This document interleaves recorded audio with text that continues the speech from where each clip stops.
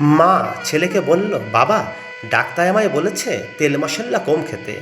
বৌমাকে বলিস একটু হালকা মশলায় রান্না করতে।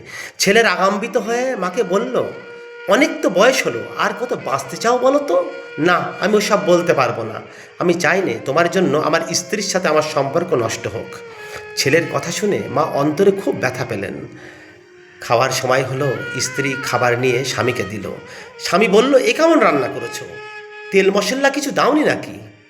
স্ত্রী বলল, দিয়েছি, তবে অল্প। কারণ ডক্টর মাকে হালকা মশল্লাই খেতে বলেছে। স্বামী কিছু বলার আগেই স্ত্রী আবারও বলল, আমি দরজার পাশে দাঁড়িয়ে সব শুনেছি। কেমন ছেলে তুমি, যে তার জন্মদাত্রী মায়ের সাথে এমন খারাপ ভাষায় কথা বলতে পারে, এমন খারাপ ব্যবহার করতে পারে? আমি তো পরের মেয়ে। দুদিন পর তুমি তো আমাকে বাড়ি থেকেই তাড়িয়ে দেবে। বরং আমি তোমার ঘর করতে চাই নে, আমি চললাম। ছেলেটি তার স্ত্রীকে বলল, আমাকে ক্ষমা করে দাও। স্ত্রী বলল, আমার কাছে নয়, তুমি তোমার মায়ের কাছে ক্ষমা চাও।